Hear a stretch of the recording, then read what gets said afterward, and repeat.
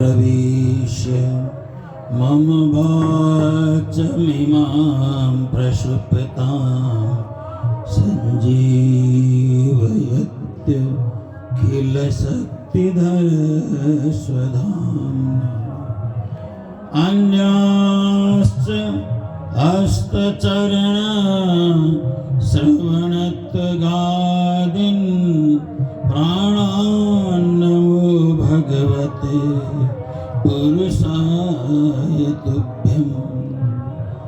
अस्ति स्वस्तरुणीकराग्रविगलते कल्पः प्रसूनाप्लुतं वस्तुः प्रस्तुतवेणुनादलहरी निर्वाण निर्व्याकुलम् स्रस्तस्रस्तनिबद्धनी विविलसद् गोपीसहस्रावृतम् हस्तन्यस्तनतापवर्गमखिलं दारुं किशोराकृतिः गङ्गातरङ्गरमणीय जटाकलापम्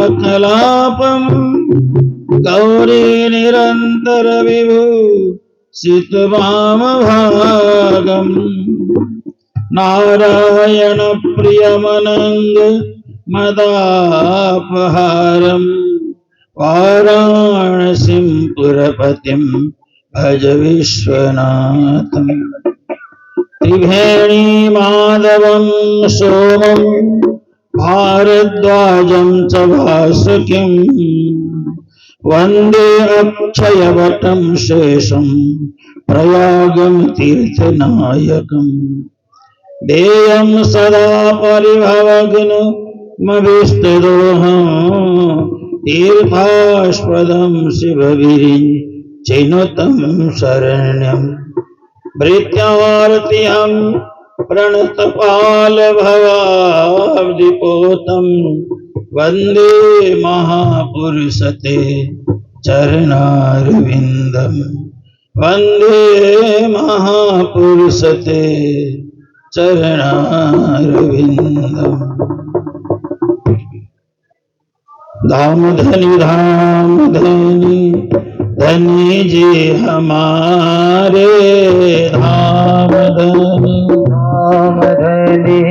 धनी जी हमारे मेरे कर श्री राजश्यामा प्यारे करो श्री राजश्यामा प्यारे। धाम धनी जी हमारे धाम धनी धनी जी हमारे मेरे करो श्री राजश्यामा प्यारे मेरा करो श्री राजश्यामा प्यारे। धाम धनी धनी जी हमारे धाम धनी धनी जी हमारे मेरे करो श्री प्राणनाथ प्यारे मेरा करो श्री राजश्यामा प्यारे।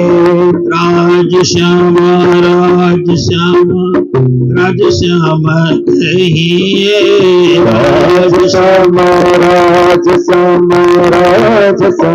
कहिए राजश्यामा कहिए प्यारे सदा सुखी रहिए राजश्यामा कहिए प्यारे सदा सुखी रहिए। धाम धनी कहिए प्यारे परम धाम जाइए धाम धनी कहिए प्यारे परम धाम जाइए। श्री कृष्ण चंद्र भगवान की निजानंद स्वामी की श्री प्राणनाथ जी महाराज की श्री महाराजा छत्रसाल की श्री सदगुरु महाराज की, अपने अपने गुरुदेव की, गौ माता की, भारत माता की, शुद्ध सनातन हिंदू धर्म की, तीर्थराज प्रयाग की, भारत के संतों की, भारत के भक्तों की, श्रीमद् भागवत महापुराण की, जय जय श्री राधे, जय जय श्री राधे, जय जय श्री राधे कृष्ण। अकारण करुणा वरुण भक्तवांछा कल्पतरु नंद नंदन श्याम सुंदर श्री कृष्ण चंद्र की यह साक्षात वांग्मय प्रथम मूर्ति श्रीमद् भागवत महापुराण आप सब के बीच समुपस्थित है और यहाँ मंच पर विराजमान परम पूज्य श्री 108 जगतराज जी महाराज, पूज्य श्री नारायण स्वामी जी महाराज, श्री प्रयास आर्य रसिक जी महाराज, हमारे आदरणीय कविराज पुजारी जी महाराज और हमारे इलाहाबाद से जगह जगह से पधारे हुए सभी अथाह अपरिमित या एकत्रित संपूर्ण सुंदर साथ और इस प्रयागराज तीर्थ के इस महान पर्व पर एकत्रित संपूर्ण भक्तजन, श्रद्धालु, प्रेमी गण, माताएं, बहनें और अनंत अनंत कोटि कोटि यहाँ पर तीर्थराज प्रयाग में निवास करने वाले संपूर्ण श्रद्धालु भक्तजन, हमारे भाई श्री युवराज प्रणामी जी, आप सभी को करबद्ध कोटि कोटि प्रेम प्रणाम। आइए 1-1.5 घंटे के लिए श्रीमद् भागवत कथा का अप्रतिम रस माधुर्य से ओतप्रोत ज्ञान आप सभी के बीच रखने का प्रयास किया जाएगा। भगवान अपिता रात्रि शरदोत्फुल्ल मल्लिका विचरन्तुम मनश्चक्रे योग माया एक दिन नंदनंदन श्याम सुंदर श्री कृष्ण चंद्र श्रीधाम वृंदावन में पधारे और वृंदावन में जाने से पूर्व भगवान ने संपूर्ण गोपियों को आह्वान किया कि हे गोपियों, आज मेरा 11वां जन्मदिन है, आप सब वन में चलिए। वन में जाकर बड़े आनंद से मेरा धूमधाम से जन्मदिन मनाई जाएगी, जन्मदिन मनाएंगे। लेकिन गोपियों ने कहा, हम तो कुल मर्यादा मानने वाली हैं, हमारी वंश मर्यादा है, हम कुल बधुए हैं, इसलिए अंधकार के समय, रात्रि के समय हम अपने ब्रजगोष्ठ को छोड़ करके वृंदावन में जाएंगे नहीं। तो नंदनंदन श्याम सुंदर करीब करीब 52 दिन तक उनसे बात नहीं करते हैं, क्योंकि श्री कृष्ण जन्माष्टमी से शरद पूर्णिमा की रात्रि तक 52 दिन गुजर जाता है। तो भगवान ने कहा, मैं तो आप सबके साथ बात नहीं करूंगा, क्योंकि आपने मेरी बात नहीं मानी। और श्री कृष्ण का गोपियों के साथ बोलचाल बंद हो गया। भगवान श्री कृष्ण का राम है आत्मा राम, आप्त काम। भगवान श्री कृष्ण आप्त काम है और आत्मा राम है। उनको किसी प्रकार की किसी की कोई आवश्यकता ही नहीं होती। वो अकेले में भी संभाषण करते हैं, वो अकेले में भी प्रवचन देते हैं, अकेले में भी बंसी बजाते हैं। स्वयं में रमण करने का नाम ही आत्मा राम होता है।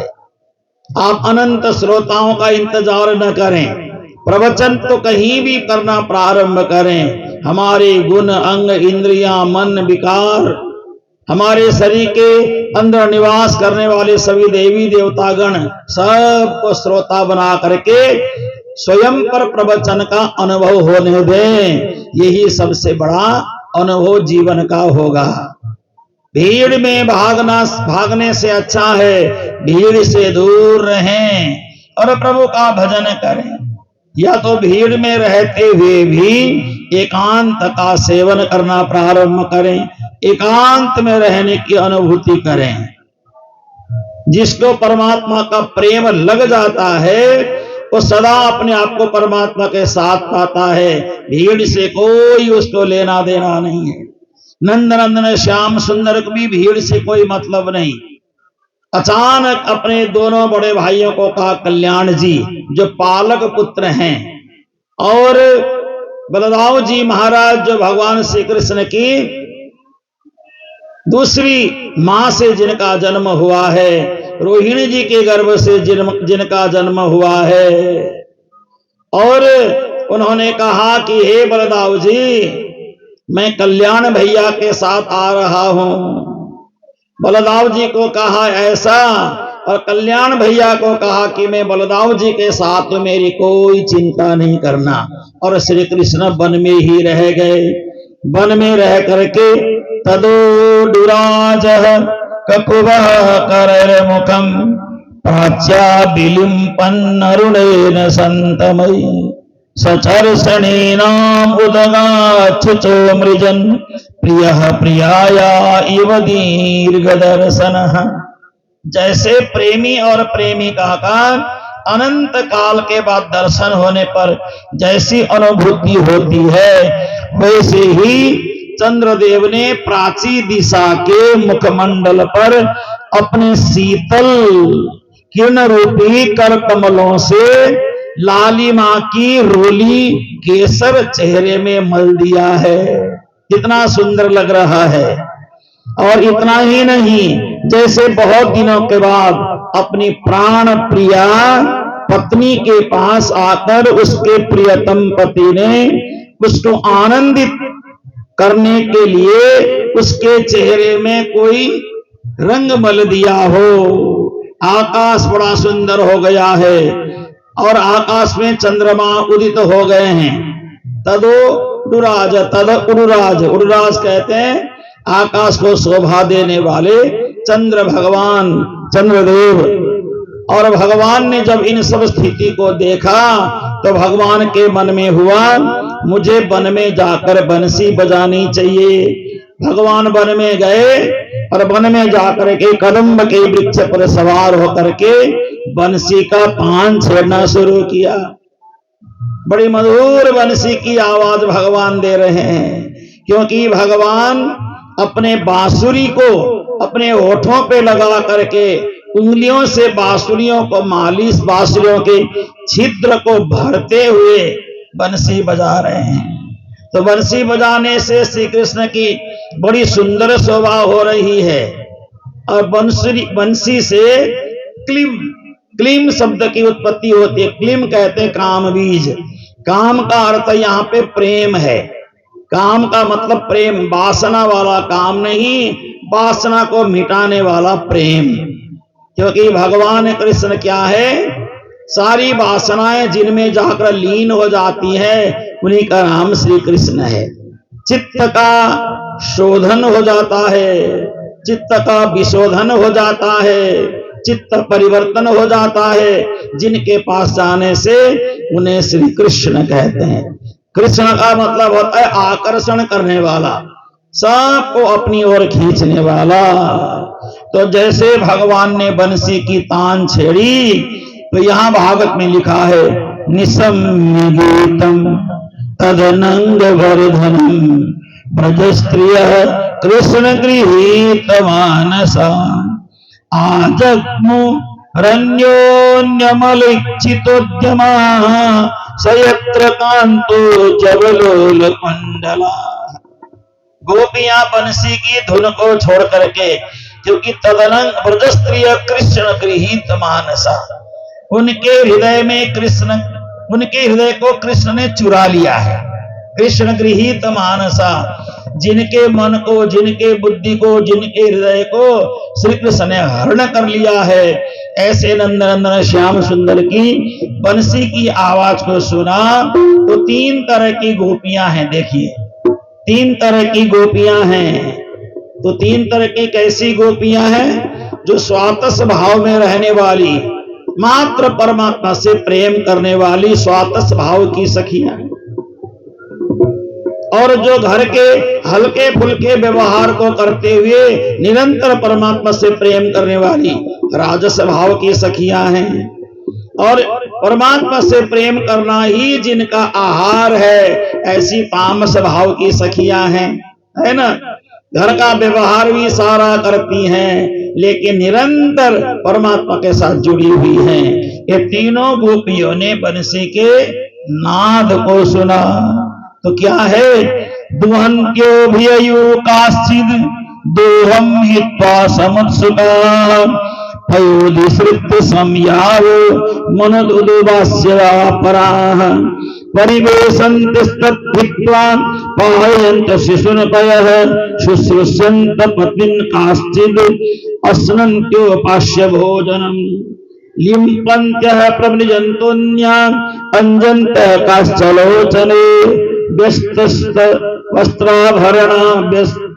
वस्त्राभरण काश्चित् कृष्णान्तिकं ययुः। तीन प्रकार की सखियां चल पड़ी। एक तो वो सखी हैं जो दूध धार निकाल रही थी, दूध निकालने वाली सखियों ने बंसी की तान को छोड़ा, वहीं दूध का पात्र त्यागा और वो चल पड़े। दूसरी सखियां है पयोदिश्रित्य, चावल परोसने वाली सखियां चावल परोस रही थी, पति के ससुर के आगे वहीं पात्र छोड़ा और वो भी चल पड़े। कोई कोई तो अपने घर में बैठ करके भोजन परोस रही हैं और वो छोड़ करके चले गए। कोई बच्चों को दूध पिलायन्त शिशुनपयः, अपने बच्चों को दूध पिलाने वाली सखियां बच्चों को वहीं छोड़ करके वो भी चली गई। कोई पतियों की शुश्रूषन्त पति ने काश्चिद, कोई के अपने पति की सेवा कर रही थी, पति की सेवा करते करते वहीं से वो चल पड़ी। और कोई कोई अपने सास ससुर की सेवा शुश्रूषा में लगी थी, वो भी वहां से चल पड़ी। क्योंकि आज श्री कृष्ण ने 52 दिन के बाद बंसी बजाई है, 52 दिन के बाद बंसी की तान को छेड़ा है। और कुछ कुछ सखियां गोपी अपने शरीर में अंगराग लगा रही थी, चंदन वगैरह लगा रही थी, श्रृंगार कर रही थी, उसी अवस्था में वो चली गई। कोई घर को लीप रही थी, उसी अवस्था में वो भी चली गई। और कोई वस्त्र पहन रही थी, अस्त व्यस्त वस्त्र पहन करके उसी अवस्था में चली गई। अंतर गता अंतरगृह गता काश्चिद् गोप्यो लब्ध विनिर्गमाः कृष्णं तद्भावनायुक्त दग्धुर्मिलितलोचनाः। और कुछ सखियां निकलने लगी तो जेठ देवर सास ससुर ने उनको रोक दिया। वो अंदर जाकर के अपने प्राणों को उत्सर्ग कर दिया और आस में जाकर के वो भी वहां से चल पड़ी।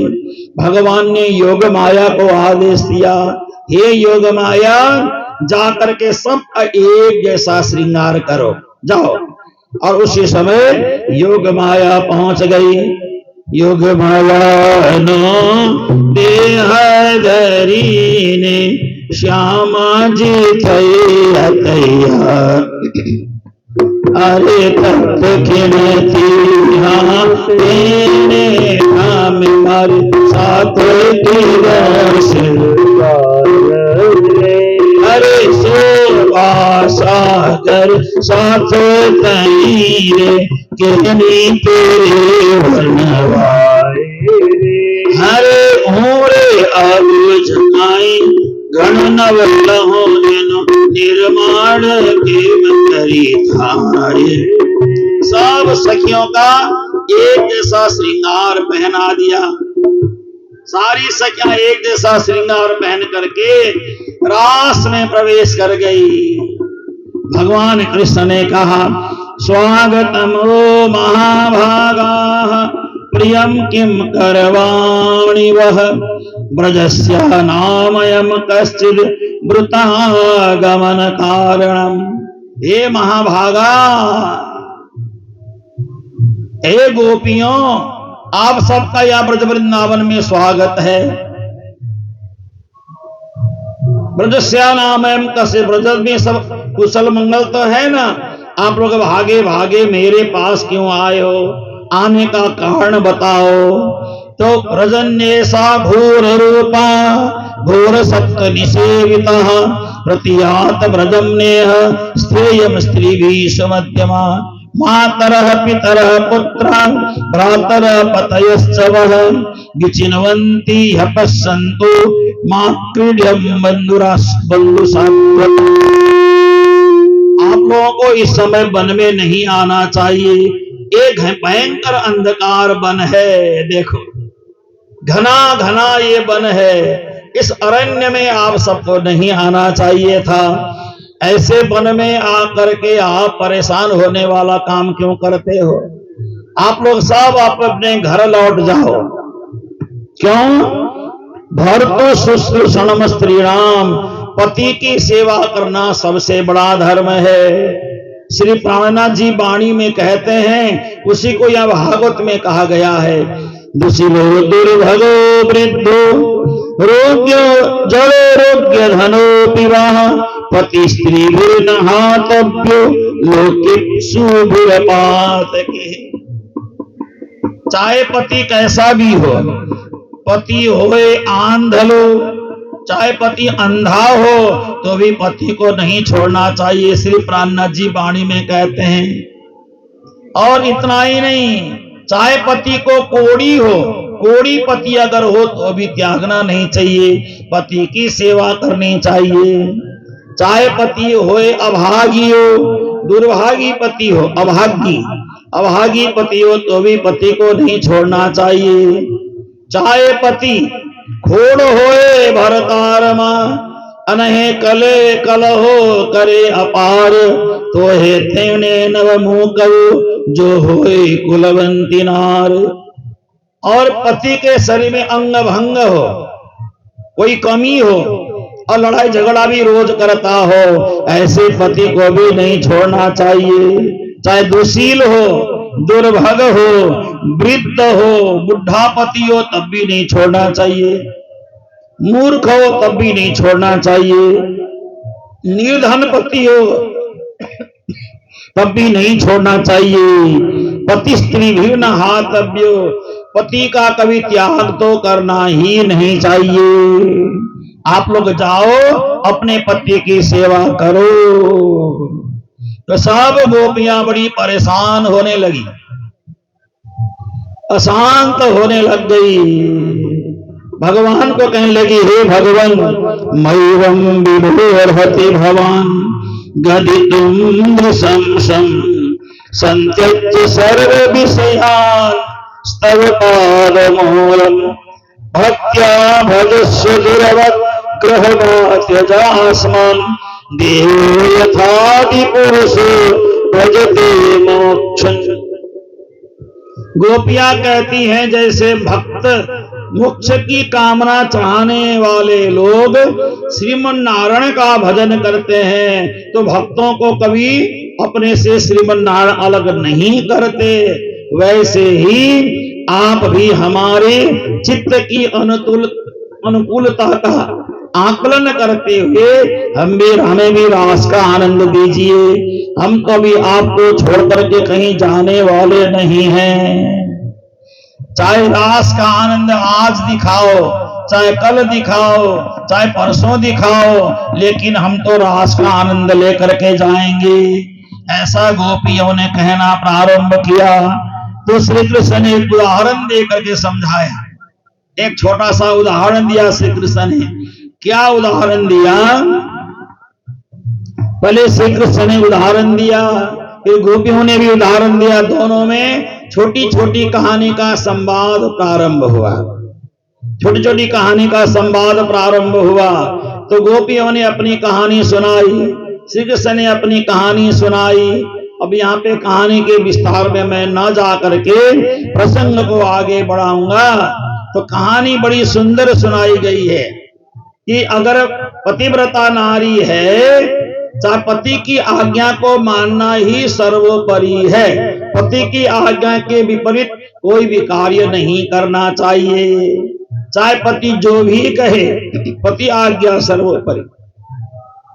इसलिए हम तो आपके पास बैठे हैं, आप अभी दिखाओ, कल दिखाओ, जब मर्जी दिखाओ, रास का हमें आनंद लेना है।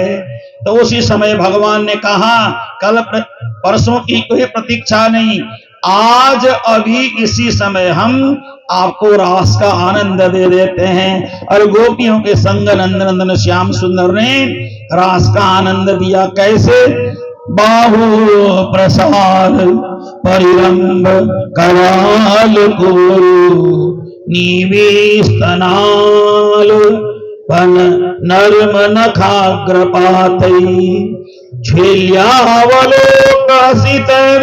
ब्रज सुंदरीणाम उत्तम भयन रतिपतिम रमयांचकार उत्तम भयन रतिपतिम रमयांचकार। बाहु प्रसार, बाहु को फैलाना, बाहु कहते हैं भुजाओं को, प्रसार कहते हैं फैलाना। परिरंभन आलिंगन करना, जैसे कभी आपने देखा हो जो दक्षिण भारत में या मणिपुरी कुचिपुड़ी नृत्य होती है उसमें हाथ भी फैलाते हैं, अंकमाल करने का नाटक जैसा भी करते हैं, और नीवी स्तन कमर में हाथ लगाने का जैसा नाटक भी करते हैं, और छाती में हाथ लगाने जैसा नाटक भी करते हैं। तो भगवान कृष्ण ने वहां पे संवाद भी होता है, छेल्यावलोक हसितै, हंसना, हंसी मजाक करना सुंदरियों के साथ, और प्रेम को आह्लादित करने वाला भाव प्रकट करके रास प्रारंभ होने लगा। यहाँ पे विकार जन्य प्रेम नहीं, ये तो सत्कार जन्य प्रेम है। विकार से कोई लेना देना नहीं है। यहाँ पे विकार का तो यहाँ पे पूरी तरह से निवृत्त हो जाता है। यहाँ पे प्रेम का सत्कार होता है। जहाँ पे विकार हो वह प्रेम की अभिवृद्धि नहीं होती, जहां प्रेम हो वह सत्कार की अभिवृद्धि होती है। तो ऐसे भगवान श्री कृष्ण रास करते करते बहुत समय गुजर गया। किसी के आभूषण गिर गए, किसी का पायजेब गिरने लगा, है ना, किसी का श्रृंगार खिसकने लगा। तो भगवान ने उन सबको आभूषण पहनाया तो गोपियों को अहंकार हो गया। जैसे गोपियों को अहंकार, मान और मद का संचार हो गया।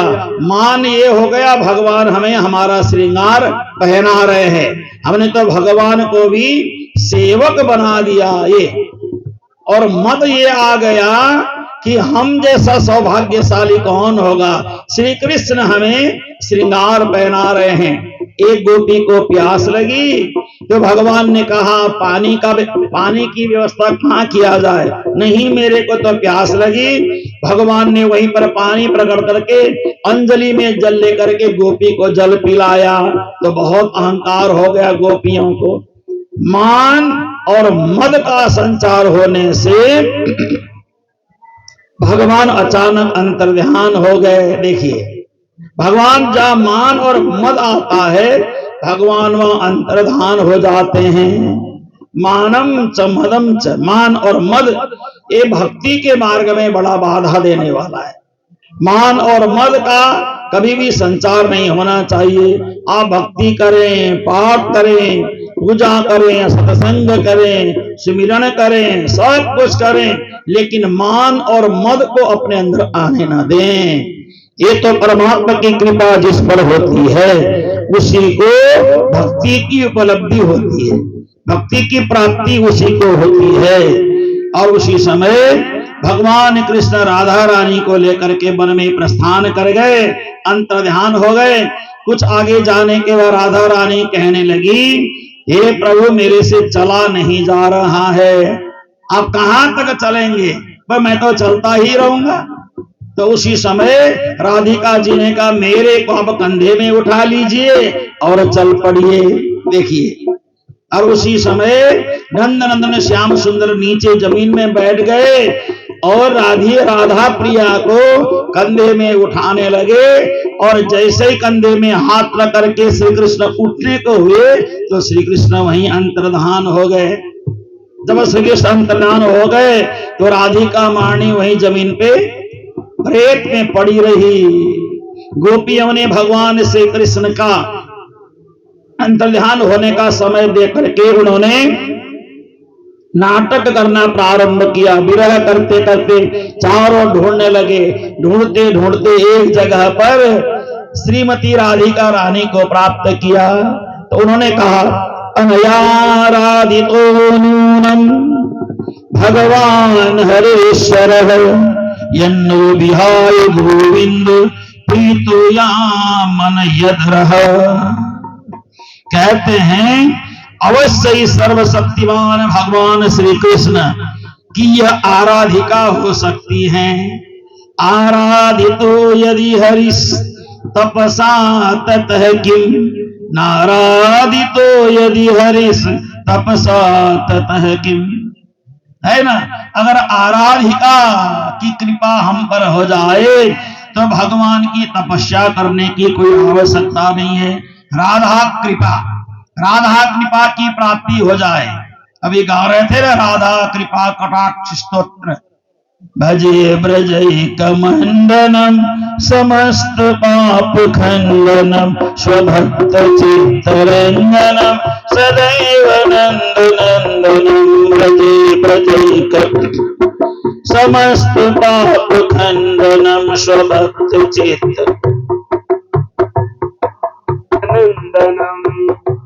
स्वगर्भ मोचनम सुपीत वस्त्र शोभितम विशाल भाल चंदनम नमामि नंदनंदनम। भजे ब्रजैकमण्डनं समस्त पाप खंडनं स्वभक्त चित्तरंजनं सदैव नंदनंदनं। गर्भ मोचनम विशाल लोललोचनम सुपीत वस्त्र शोभितम नमामि भाल चंदनम। भजे ब्रजैकमण्डनं समस्त पाप खंडनं स्वभक्त चित्तरंजनं सदैव नंदनंदनं। सदैव नंदनंदनं सदैव नंदनंदनं सदैव नंदनंदनं सदैव नंदनंदनं सदैव नंदनंदनं सदैव नंदनंदनं सदैव नंदनंदनं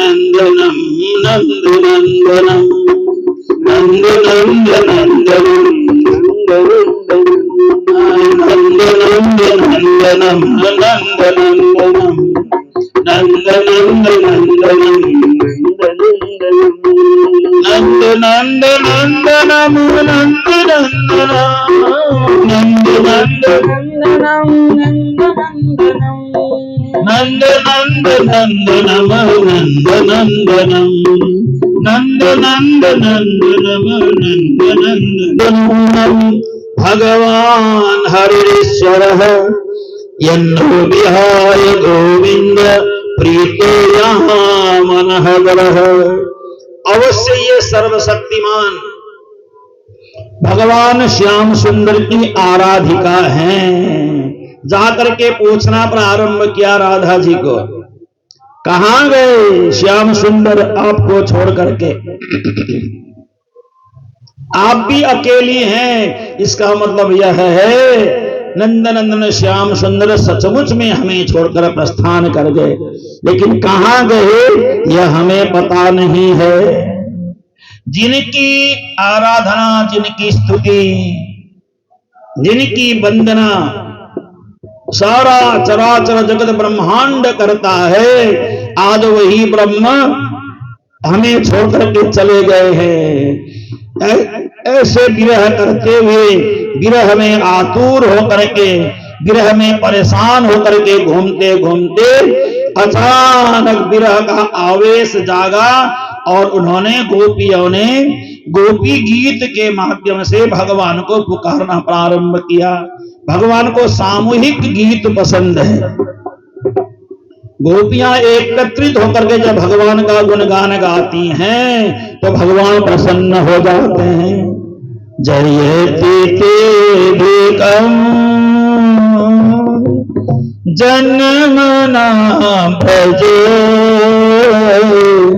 श्रयत इंदिरा शाश्वतत्रहि दयित देशतां दीक्षुतावकाश स्तैविता स्तम्भ चिन्वते सहदुभासये साधु जात सत सरसिजोदर श्री मुसादृशा सुरतनाथ ते सुल्कदासिका भयदनी गणतव नेह किं बधः विष जलाप्ययार व्याल राक्षसा वैष मारुतार वैद्युनानला विषमयात्मजान विश्वत भया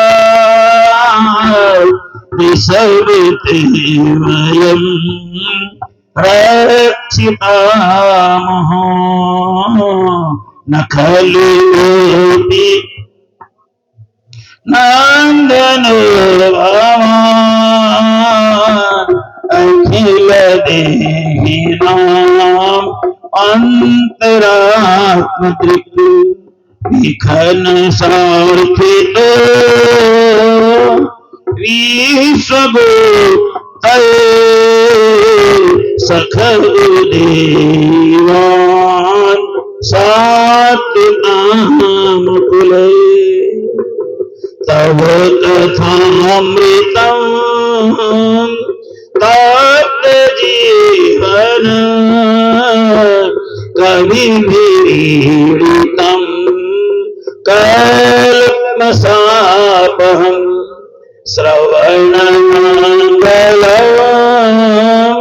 श्रीमदात्ततं भुवि गृह्णन्ति ते भूरिदा जना भुवि गृह्णन्ति ते भूरिदा जना। हे श्याम सुंदर, आपके ब्रजमंडल में आने से लक्ष्मी महारानी वृंदावन धाम में झाड़ू लगाने आ जाती हैं। वृंदावन में झाड़ू की सेवा शिव लक्ष्मी महारानी करती हैं। कितनी बड़ी शोभा हो गई वृंदावन की। इस अरण्य में, इस जंगल में सर्वत्र आनंद ही आनंद है। और आपकी कथा रूपी अमृत का पान करते हुए हमें आनंद की अनुभूति हो रही है। विरह करते करते ये करीब 19 चौपाई में विरह किया है, यानी 19 श्लोकों से भगवान का विरह किया तो भगवान बड़े आह्लादित हो गए। और भगवान इति गोप्य प्रगायन्त्यः प्रलपन्तश्च चित्रधाः रुदुषु स्वरं राजन् कृष्ण दर्शन लालसा तासाम् आविर्भुच्छौरि स्मयमान मुखाम्बुजः पीताम्बरधर स्रवि साक्षान् मन्मथ मन्मथ। इस तरह से गोपियों के विरह करने पर, प्रलाप करने पर, आलाप करने पर, सुस्वरम मृदु एक स्वर में रोने पर भगवान श्री कृष्ण प्रकट हो गए। कैसे? आया स्वरूप कर नया श्रृंगार भजनानंद सुख लिए अपार। फिर भगवान ने सभी गोपियों के साथ बड़ा लंबा संवाद चला। हे भगवान, आप कहाँ चले गए थे? आप तो अंतर्धान हो गए थे, तो आपने ऐसा क्यों किया हम लोगों के साथ? ऐसा व्यवहार आपको नहीं करना चाहिए। ऐसा संवाद करते करते फिर बड़ा सुंदर रास श्रवण किया भगवान ने। महारास, महारास का मतलब है जहां आत्मा परमात्मा का अखंड अलिप्त पुनर्मिलन हो, उसी को महारास कहा जाता है ना। तो रास में क्या क्या है? रास का मतलब है रसो वैशः, जहाँ रस ही रस का मिलन हो जाए, जहाँ नीरस समाप्त हो जाए, वही तो रास है।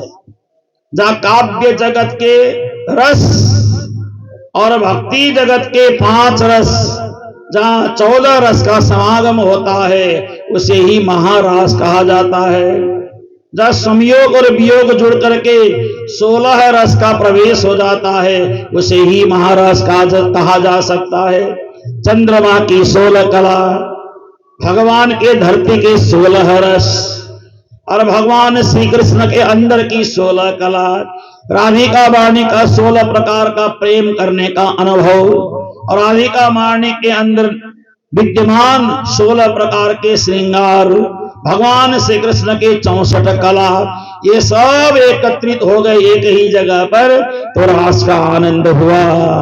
कितने समय तक रास की लीला हुई, इसके विषय में भगवान सुखदेव जी महाराज कहते हैं, ब्रह्मरात्रि, ब्रह्मा जी की एक रात्रि के समान। यानी आप ये समझ लिए ब्रह्मा जी की एक रात्रि कितनी बड़ी होती है। ब्रह्मा जी की एक रात्रि होती है सत्य त्रेता द्वापर कली, 71 बार गुजर जाए, 71 बार एक युग, 4 युग 71 बार गुजर जाए, तो जितना समय होता है इतने ही समय तक रासलीला का आनंद हुआ। उसके बाद फिर रासलीला जैसे पूरी हो गई, तो भगवान से अनुमति लेकर के सभी गोपियां वापस अपने अपने घरों में प्रवेश कर गई, पहली बात। दूसरी बात है, राजा परीक्षित ने पूछा, संस्थापनाय धर्मस्य प्रसमाय तरस्य च अवतीर्णो हि भगवान अंशेन जगदीश्वरः आत्मज्ञानो जगपति कृतवान् वै जुगुप्सितम् किमभिप्राय एकं नः संशयं छिन्दिषु प्रतः। भगवान ने कैसे गोपियों के साथ रास श्रवण किया? क्या भगवान को यह सब करना शोभा देता है? ऐसा प्रश्न राजा ने पूछा। जैसे ऐसा प्रश्न पूछा, उसी समय श्री प्राणनाथ जी वाणी में कहते हैं, मैं जोगी तू राजा हुआ, कहने वाला उठ के गया। मेरे अंदर का जोगित्व ही रह गया, तू राजा का राजा रह गया। हे परीक्षित, तुमने बीच में प्रश्न किया, इसलिए प्रश्न का फल यह है, अब मैं रास का प्रसंग नहीं सुनाऊंगा। तो ये बड़ा सुंदर महारास, रास की लीला पूरी होने के बाद अब भगवान श्री कृष्ण अन्य बड़ी आनंदमय लीला करने लग गए। सुदर्शन और शंखचूड़ का भगवान ने उद्धार किया है। सुदर्शन का और शंखचूड़ का भगवान ने उद्धार किया। इसके बाद यहाँ पे युगल गीत का बड़ा सुंदर प्रसंग है।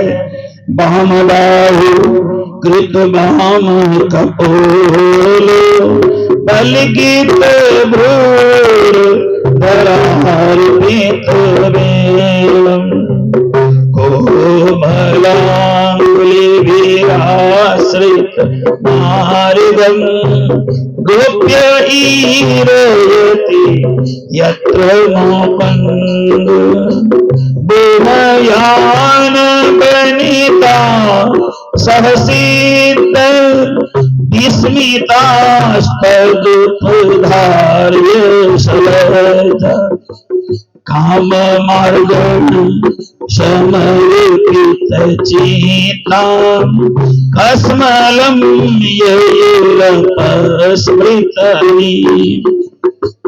अंत चित्रमवला सुनदेलम हर हासी स्थिर नंद जनानम नर्मदे उजित वेणम वृंद से वृत वृषा मृगगावो वेणुवाद्य चेत से दंत दृष्ट कवला कृत करणाम निद्रितालित चित्र निवास। बड़ा सुंदर यहाँ पे युगल गीत का प्रसंग है। भगवान श्री कृष्ण और राधिका मानी की जोड़ी का बड़ा सुंदर वर्णन यहाँ पे आया है। जब भगवान कृष्ण बंसी नाद करते हैं तो गौएं घास चुगना भूल जाती हैं, घास खाना भूल जाती हैं, और भगवान ने कंस के भेजे हुए अरिष्टासुर का उद्धार किया। कंस की प्रेरणा से अक्रूर जी महाराज ब्रज में आ गए। ब्रज में आए अक्रूर जी महाराज मन में बहुत सारी बातें सोचते हैं। नारद जी ने प्रेरणा दी, श्रीमन नारायण नारायण नारायण श्रीमन नारायण श्रीमन नारायण नारायण नारायण श्रीमन नारायण नारायण नारायण श्रीमन नारायण नारायण नारायण श्रीमन नारायण नारायण नारायण। जी महाराज आए कंस की सभा में और कंस ने उठ करके उनका स्वागत किया, सम्मान किया। और उसी समय कंस ने पूछा, हे नारद जी महाराज आपका क्यों आना हुआ? आप तो कभी व्यर्थ धरती में भ्रमण नहीं करते हैं। नहीं नहीं, मेरा आने का एक कारण है। तुम्हें मारने वाला शत्रु 11-12 साल का हो चुका है। कंस ने कहा, कौन मेरा शत्रु? वही श्री कृष्ण और श्री बलराम तुम्हें मारने के लिए तैयार हो चुके हैं। वो तो मुझे क्या करना चाहिए? आप मुझे मार्ग सुझाइए। अरे तुम्हारे पास धनुष पड़ा है भगवान शंकर का, धनुष यज्ञ रखो, धनुष यज्ञ के बहाने से कृष्ण बलराम को बुलाओ। और तुम्हारे पास तो आज भी केसी है, व्योमासुर है, चाणूर है, मुष्टिक है, सल है, तोसल है, कुट है, कुबरा पीड़ हाथी है। अब भी शक्ति की कोई कमी नहीं।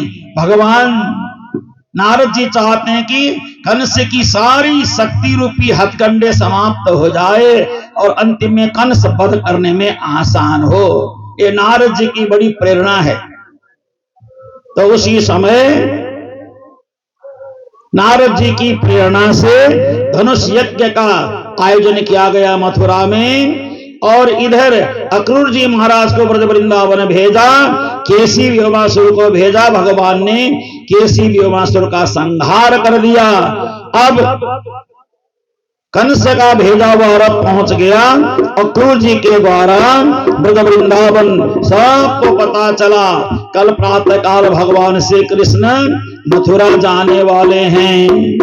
और अक्रूर जी मार्ग में सोचते हुए जा रहे हैं, मैं जा तो रहा हूं श्री कृष्ण बलराम को लेने के लिए, लेकिन मेरे से तो पाप कर्म हो रहा है। छोटे छोटे बच्चों को लेकर के आऊंगा और कंस इनको मरवा डालेगा। सोचते सोचते वहां पहुंचे। भगवान कृष्ण बलराम ने बड़ा सुंदर उनका स्वागत किया, अभिनंदन किया, गौ माता का दर्शन कराया। उसके बाद अचानक उन्होंने किस रूप में देखा पहले प्रवेश करते ही? तो यहाँ पे लिखा है, ददर्श कृष्णम रामम च ब्रजे गोदोहनम गतौ पीत नीलांबरधरौ शरदंबु यक्षणम। शरद अंबु, शरद और अंबु, देखिए आप काले काले बादल में पीतांबर, यानी काले काले बादल में बिजली चमकने से कैसी शोभा होती है, कृष्ण बलराम की ऐसी शोभा हो रही थी। गोदोहन का पात्र लेकर के जा रहे थे। उसी समय मार्ग में उतर करके उन्होंने ध्वज वज्रांकुशाम्बोजैर चिन्नितै अंग्रिभिर ब्रजम, ब्रज अंकुश जो आदि से चिन्हित चरणों को देख करके प्रणाम करते हुए अक्रूर जी आगे बढ़े। आगे बढ़ने पर श्याम सुंदर श्री कृष्ण बलराम ने स्वागत किया, अभिनंदन किया, गौ माता का दर्शन कराया, बड़ा सुंदर आनंद हुआ। उसके बाद भोजन कराया और श्री कृष्ण बलराम ने पूछा, हे चाचा जी आपका आने का कारण क्या है? अक्रूर जी ने सारी बात समझा दी, आपको लेने के लिए कंस ने हमें भेजा है। कृष्ण बलराम प्रसन्न हो गए। पूरे वृंदावन क्षेत्र में ब्रजमंडल में ये हल्ला हो गया, कल प्रातः काल से कृष्ण बलराम जाने वाले हैं। गोपियां बड़ी दुखी हो गई, रात भर गोपियां रोने लगी। अहो विधातस तब न क्वचित दया संयोज्य मैत्र्या प्रणयेन देहिनः तां साकृतार्थान् व्योमं च पार्थकं विक्रीडितं तिर्भक चेष्टितं यथा। हे विधाता, धन्य हो विधाता, तुम सब कुछ विधान भी बनाते हो, तुम्हारे हृदय में दया का लेस मात्र नहीं है। पहले तो तुम हमें प्रेम दिखाते हो, फिर मिलन से पहले हमारा विछोड़न करवा देते हो। विक्रीडितम तिर्भक चेष्टितम यथा, जैसे बच्चे खेल खेल में तिनके को दो टुकड़े में बांट देते हैं, ऐसे ही तुम भी कर रहे हो। ऐसा विलाप प्रलाप करती हुई रोती हुई सारी गोपियां बड़ी परेशान हो रही हैं। प्रातः काल का समय हो गया। प्रातः काल का समय होने पर श्री कृष्ण बलराम सबसे विदा लेकर के रथ में बैठने को आ गए। रथ में बैठने लगे। राधिका महारानी से बातचीत हुई, यशोदा मैया से संवाद हुआ, सबसे संवाद हुआ। यशोदा मैया को समझाया, मैया आपके नाम से मैं आज के बाद मक्खन आरोग ना छोड़ दूंगा।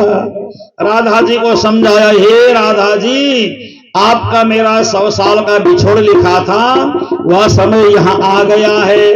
अब आप और हम 100 साल तक अलग अलग रहना पड़ेगा। अब यहाँ से लेकर के 100 साल तक आपसे बिछड़न होगी, उसके बाद मेरा आपसे पुनः मिलना हो जाएगा। सबको समझा करके वहां से श्री कृष्ण बलराम निकल गए। कुछ आगे जाने के बाद जमुना जी में स्नान करने के लिए सब गोपियां रोती हुई वापस हो गई। एवं विरहातुरापृशं ब्रज स्त्रियः कृष्ण विसक्त मानसा विसृज्य लज्जां तेजस्वशुश्वरं गोविंद नामो धर्मादवेति गोविंद दामोदर माधवेति। हे कृष्ण हे यादव हे सखेति। सब रोने लगी गोपियां। अक्रूर जी को कहा, इस विरह के समुद्र से रथ को निकालना बड़ा कठिन है। हे अक्रूर जी, आप एकदम यहाँ से चल ही पड़ो। अक्रूर जी चल पड़े। मार्ग में मध्याह्न का स्नान करने का समय हुआ। स्नान करने के लिए अक्रूर जी जल में प्रवेश करते हैं तो जल के अंदर श्री कृष्ण बलराम को विशाल सिंहासन में विराजमान पाते हैं। बाहर देखते हैं तो रथ में भी कृष्ण बलराम को देखते हैं।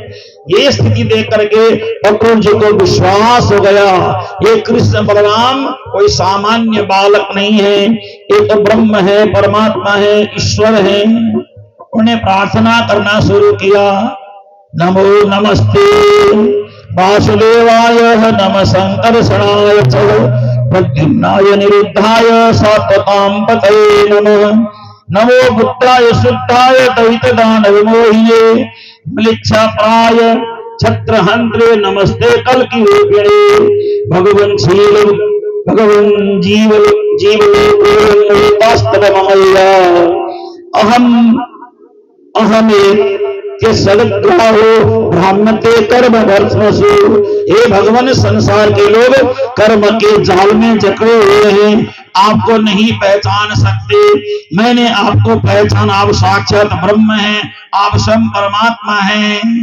भगवान की स्तुति की, वो भी जमुना जी के जल में भगवान की स्तुति की। अद्भुत दृश्य देखा भगवान का। वहां से अक्रूर जी महाराज श्री कृष्ण बलराम को रथ में बैठा करके प्रस्थान कर गए। प्रस्थान कर गए। और प्रस्थान क्या, वहां से आराम से प्रस्थान कर गए और वहां जाकर के एक जगह रहने की व्यवस्था की गई थी। वहां श्री कृष्ण बलराम और साथ में नंद बाबा आदि जो भी गए थे सबको रहने की व्यवस्था करवा दी गई।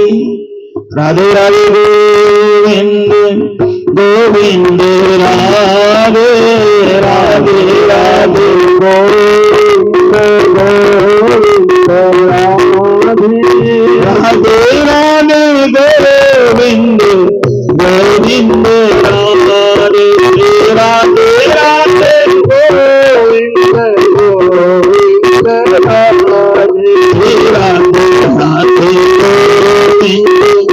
गोविंद राधे राधे राधे गोविंद राधे राधे राधे गोविंद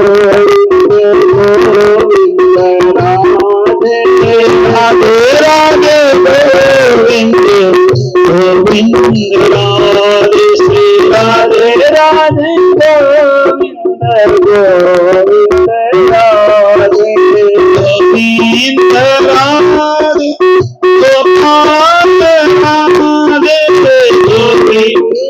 राधे गोपाल राधे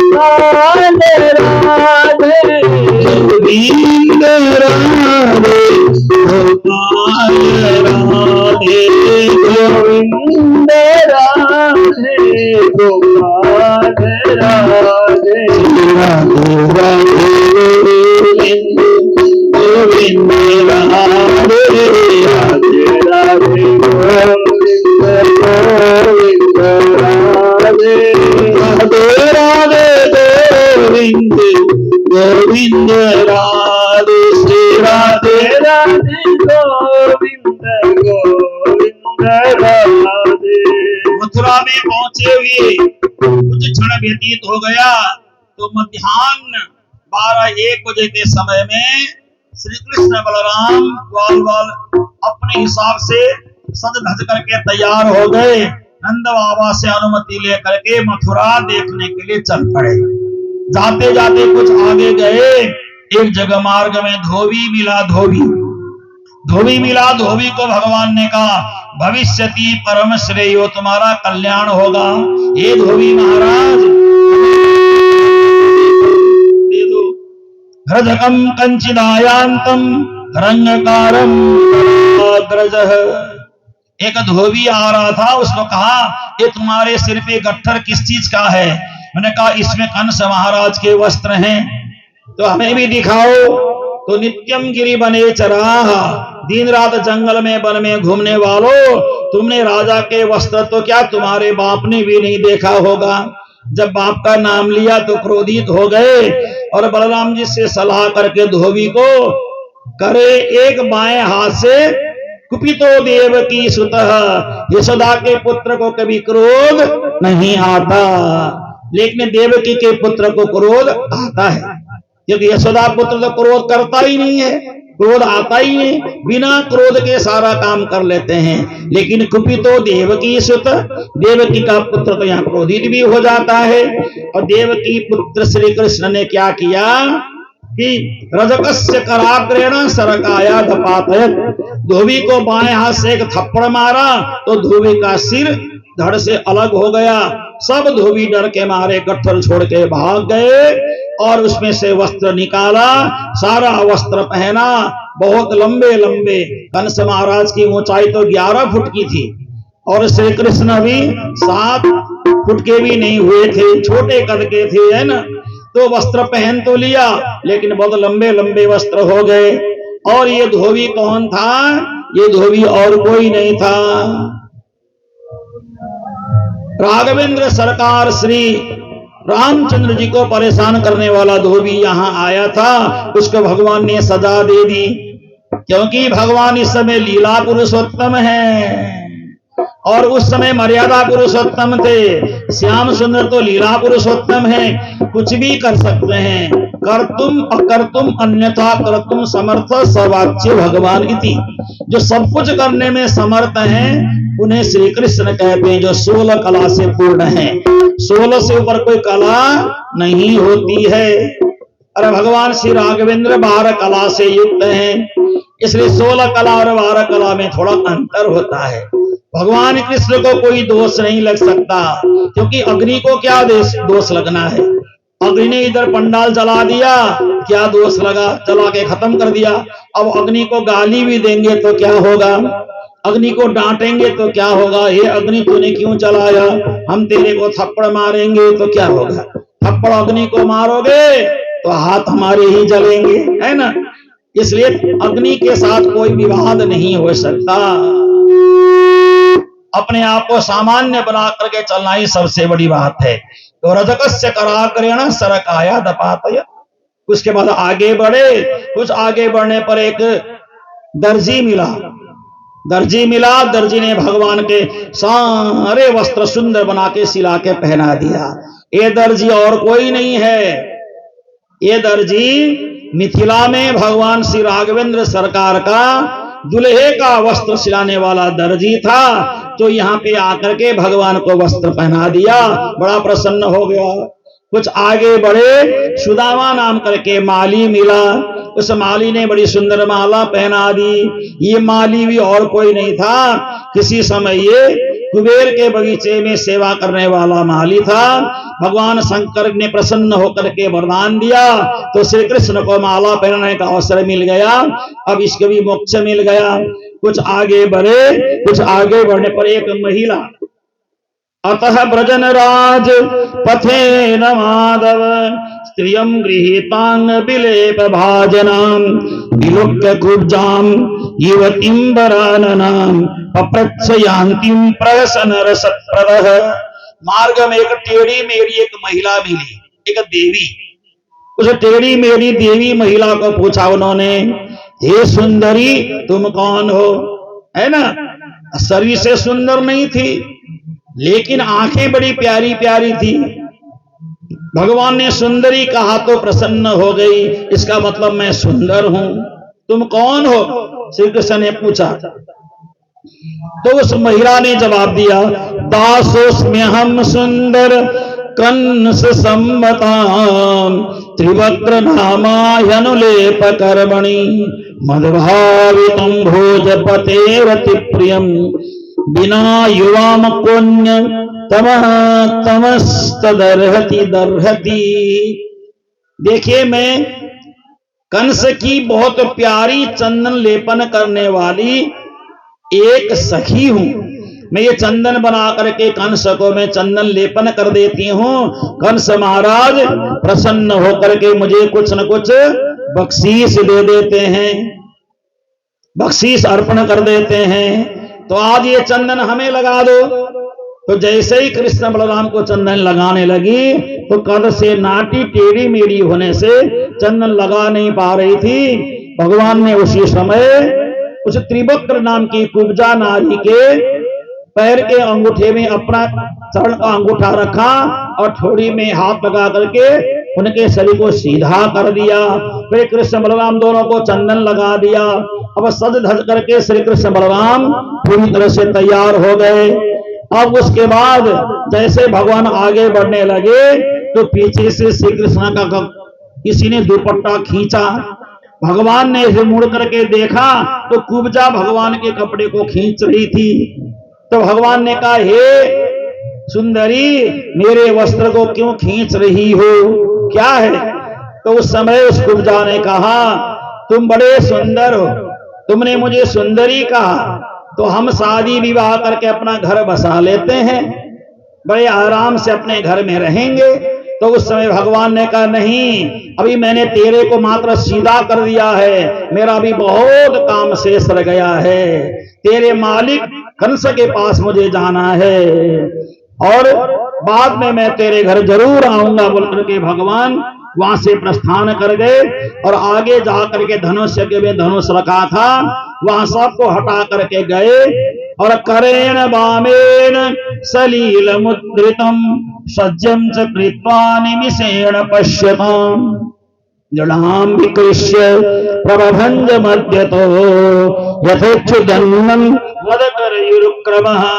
जैसे मतवाला हाथी गन्ने के डंडे को तोड़ डालता है, वैसे भगवान ने धनुष को उठाया प्रत्यंचा साथ करके धनुष का टंकार कर दिया। धनुष 3 टुकड़े में विभक्त हो गया और भगवान दौड़े दौड़े गए और पिताजी की गोद में जाकर के लेट गए। कंस को डर लगने लगा, कंस को बड़ा भय सताने लगा। कंस ने चाणूर मुष्टिक कुवलयातील हाथी को तैयार किया अखाड़े में। दूसरे दिन बड़ा भयंकर मल्ल युद्ध की तैयारी होने लगी। श्री कृष्ण बलराम आए, आकर के पहले सबसे पहले भगवान ने क्या किया, अम्बष्ठाम्बष्ठ मार्गम नौ, हे महावत मुझे मार्ग दो अंदर जाने के लिए, ऐसा बोला। तो उसने कहा नहीं, हम तो मार्ग नहीं दे सकते, मार्ग नहीं दे सकते। महावत ने ऐसा बोला तो भगवान ने कहा अगर मुझे मार्ग नहीं दोगे तो क्या करूंगा मैं, शकुंजरम प्राद्य नयामी यम साधनम, हाथी और तेरे को एक ही साथ में नरक भेज दूंगा, है ना। नोचित शकुंजरम प्राद्य नयामी यम साधनम। जब ऐसा बोला तो महावत ने हाथी पर अंकुश मार करके हाथी को पागल कर दिया। कृष्ण बलराम ने हाथी को मार करके उसके दोनों तरफ के दांत को निकाला, अपने कंधे में डाला और भगवान कृष्ण बलराम सभा मंडप में प्रवेश कर गए। मल्लानाम असनिर्जलाम बरबर श्रीराम स्मरो मूर्तिमान, गोपानां स्वजनो सतां क्षितिभुजां शास्ता सपितृः शिशु, मृत्युर्भोजपते विराट् तत्त्वं परम योगिनां, वृष्णीनां परदेवते विदितो रंगम गतः साग्रजः। मल्लानां असनिः, बड़े बड़े पहलवानों ने भगवान कृष्ण को लोहे के मनुष्य की तरह देखा, जैसे कोई लोहे का मनुष्य है। और नृणाम नरवरः, सामान्य लोगों ने दूल्हे के रूप में देखा, स्त्रियों ने कामदेव के रूप में देखा, गोप बालों ने अपने मित्र के रूप में देखा, पृथ्वी के शासक लोगों ने हम पर शासन करने वाला कोई बहुत बड़ा शासक जैसा देखा, अपने पिता जैसे लोगों ने बच्चे के रूप में देखा। कंस ने मृत्यु भोजपते, कंस ने मृत्यु के रूप में देखा। विराट अविदुषाम, अज्ञानी ब्राह्मणों ने, जो ज्ञान पूर्ण नहीं था, कर्मकांडी ब्राह्मणों ने विराट पुरुष के रूप में देखा। योगियों ने परम तत्व के रूप में देखा, वृष्णि वंशियों ने पर देवता पर ब्रह्म के रूप में देखा।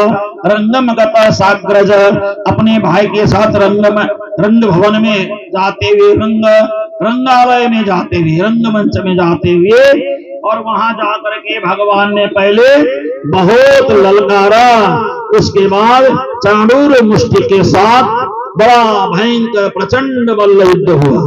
न बालो न किशोरस्तुम बलश्च बलिनाम्बरः, लीलेद्यो हतोन सहस्त्र दीप सत्कृत। इतने बड़े हाथी को मारने वाला कोई बच्चा तो नहीं हो सकता। चाणूर मुष्टि के पहलवानों के साथ श्री कृष्ण बलराम का भयंकर मल्ल युद्ध हुआ। मल्ल युद्ध होने के बाद भगवान श्री कृष्ण ने चाणूर का संहार कर दिया, भगवान बलराम जी ने मुष्टि का संहार कर दिया। इतना करने के बाद जो भी और दानव थे वो सब कुछ भाग गए, कुछ वहां पे मारे गए।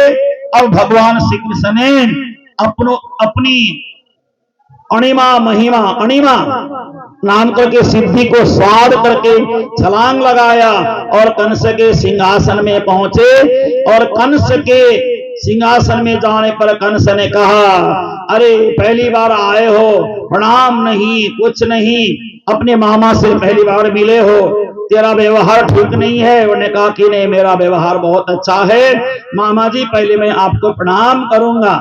मामा जी को प्रणाम किया। उठ गया कंस तो तलवार खींच करके नीचे गिर दी, धक्का लगा करके बैठा दिया आसन में, और मुकुट नीचे गिर गया। कंस के बाल लंबे लंबे खुल गए और भगवान ने कंस के बालों को खींचना प्रारंभ किया और कहा, हे मामा जी, आज से 12 साल पहले आपने भी मेरी माँ के बालों को खींचा था, उस समय मेरी माँ को पीड़ा हुई, लेकिन आपने मेरी माँ का ख्याल नहीं रखा। आज पता चला कि बाल खींचने से दर्द होता है। और भगवान ने बाल खींच करके नीचे गिराया, सिंहासन के साथ कंस नीचे गिर गया। जैसे सिंहासन के साथ कंस नीचे गिर गया तो सिंहासन के नीचे कंस दब गया। दबने से भगवान उसके ऊपर उछल कूद मचाने लगे। बाद में कंस मरा हुआ मिला। बोलो कंस को समाप्त करने वाले श्री कृष्ण कन्हैया लाल की। देखिए यहाँ पे एक प्रमाण के रूप में एक श्लोक आया है। प्रगृह्य केशेष चलत किरीटम निपात्य रंगो परितुंग मंचात तस्योपरिष्टात् स्वयं अब्जनाभ पपात विश्वाश्रय आत्मतंत्र। मुक्का मारना पीटना कुछ नहीं किया कंस को। सिंहासन के ऊपर भगवान श्री कृष्ण उछल कूद मचाने लगे तो भगवान ने अपना पृथ्वी का भार बढ़ा करके दबा दिया। कंस नीचे पिचक करके मर गया। तम संपरेतम विचकर भूमौ। और मरे हुए कंस के टांगों को पकड़ करके इधर उधर घसीटने लग गए। जैसे शिकारी शिकार को पकड़ के घसीटता है ना, जैसे सिंह पकड़ के घसीटता है। तो हाय हाय हाय हाय ऐसी बातें होने लगी। हाय ये क्या हुआ, हाय ये क्या हुआ। जब हाय हाय होने लगी तो सब लोग रोने लगे। कृष्ण बलराम भी वहां बढ़ करके रोने लगे। तो कृष्ण बलराम को रोता हुआ देख करके मामियों ने पूछा, अरे तुम लोग दोनों बड़े दुष्ट बालक हो, तुमने हमारे पतिदेव को मारा है, अब यहाँ बैठ करके रो भी रहे हो। तो उस समय कृष्ण बलराम ने कहा, हे मामियों, कंस की पत्नी का नाम है अस्ति और प्राप्ति। हे मामियों, या आप लोगों के अलावा कोई रोने वाला नहीं है, सब खुशी मना रहे हैं कंस के मरने पर। इसलिए हमने सोचा मामियों को रोने में साथ देने के लिए हम भांजे भी रोने लग गए साथ साथ में। इसलिए हम भी रो रहे हैं। बेचारा हमारा मामा बहुत अच्छा था, कंस मामा मर गया, अपने कर्म के हिसाब से मर गया, हमने नहीं मारा है। कंस की मृत्यु के बाद अब श्री कृष्ण बलराम अपने नाना जी को बंधन से मुक्त कर दिया और नाना जी को सिंहासन में विराजमान करवाया। और उसके बाद कृष्ण बलराम का गुरुकुल में प्रवेश हो गया, है ना। नाना जी को बंधन से मुक्त किया और सारे उस मथुरा नगरी में बड़ा आनंद छाया, प्रसन्नता की स्थिति आ गई। उसके बाद भगवान कृष्ण बलराम सांदीपनि ऋषि के आश्रम में गुरुकुल में प्रवेश हो गए। वहां जाकर के 64 दिन में सारी विद्या सीख ली। उसके बाद जब लौटने का समय हुआ तो उस समय गुरु मां ने कहा, मुझे पता है हे श्री कृष्ण तुम परमात्मा हो, परब्रह्म हो। पिता गुरु महाराज को पूछा, हे गुरु महाराज, इस समय हमारे पास कुछ भी नहीं है, फिर भी दक्षिणा के रूप में कुछ मांगिए, आप हमारे गुरु हैं। तो उस समय गुरु माता के कहने से उनका जो पुत्र समुद्र में क्या शंखचूर्ण किसने निगल लिया था, तो वरुण लोक में यानी यमराज के लोक में पहुंच गए थे मृत्यु के बाद। तो वहां जाकर के गुरु माता गुरु जी के पुत्र को लेके वापस आए। वापस आने के कारण सांदीपनि गुरु जी के पुत्र का नाम पड़ा पुनर्दत्त। पुनर्दत्त यह नाम पड़ा और ये बड़ा सुंदर नाम।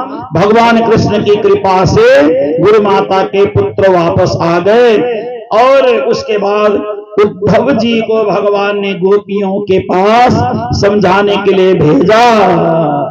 उद्धव जी को भेजा और वहां जाने के बाद उद्धव जी ने सब गोपियों को बड़े प्रेम से बड़े भाव से समझाना प्रारंभ किया। लेकिन गोपियां कहती हैं, नहीं नहीं, बिना कृष्ण दर्शन को शांति नहीं है। उद्धव ज्ञान चर्चा सुहाती है, उद्धव ज्ञान चर्चा सुहाती है। रसी दिल के अंदर मोहनी की मूरत बसी, दिल के अंदर मोहनी की मूरत, एक पल भी दूर जाती नहीं है। कन्हैया कन्हैया पुकारा करेंगे, लताओं की गुजारा करेंगे।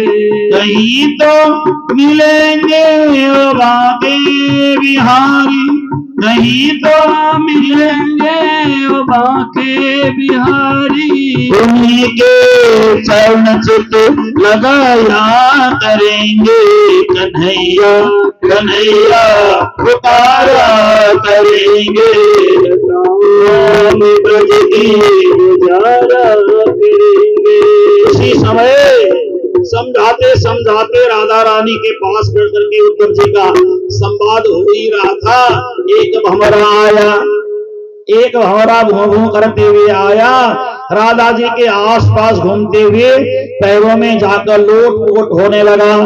उस समय गोपियों ने कहा, मधुपकी तव बंधो मास्त्री सांग्री सपत्न्या कुछ बिलुलित माला, तुम समश्रुभिर्न बहुत मधुपति स्तन मानिनी नाम प्रसादम यदु सदसि विरंगम यस्य दूतस्तमिद् सकृदर्शनां स्वाम्भोहिनीं पाययित्वा सुमनसैव सत्यस्तत्त्वजस्मान् भवाद्य परिचरति कथं तत् पादपद्मं तु पद्मान् लिपिबत हितचेता उत्तम श्लोक जल्पैः।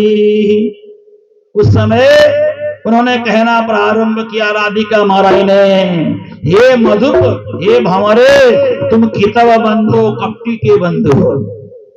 श्री कृष्ण भी कपटी जैसे हैं।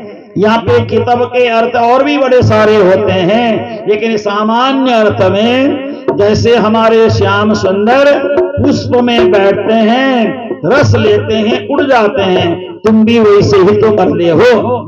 और तुम्हारे गले में जो खुशबू आ रही है, तुम्हारे गले में जो पीला सा तुमने डाल रखा है माला, ऐसी माला कुछ बिलुलित माला, कुमकुम के सुगंध से सुगंधित, जैसे श्री कृष्ण की गले की माला, क्योंकि उस गले से भगवान कुब्जा से गले मिले हैं। तो कुमकुम का जो कुछ मंडित जो कुमकुम है कुब्जा के, उसकी खुशबू तेरे में आ रही है। यानी श्री कृष्ण को एक तरह से माध्यम बना करके भंवरे को, यानी श्री कृष्ण को ही डांटना चाहते हैं भंवरे को माध्यम बना करके। और उसी समय उद्धव जी को इतना ज्ञान हो गया और राधा जी के चरणों के नीचे से मिट्टी का एक ढेला लेकर के अपने एक रुमाल में लपेट करके उद्धव जी महाराज वापस वृंदावन पहुंचते हैं। और उस समय वृंदावन में जाने के बाद भगवान श्री कृष्ण ने पूछा, ये उद्धव क्या लेकर के आए हो? तो उन्होंने कहा कि ये राधा जी के चरणों का रज लेकर के आया।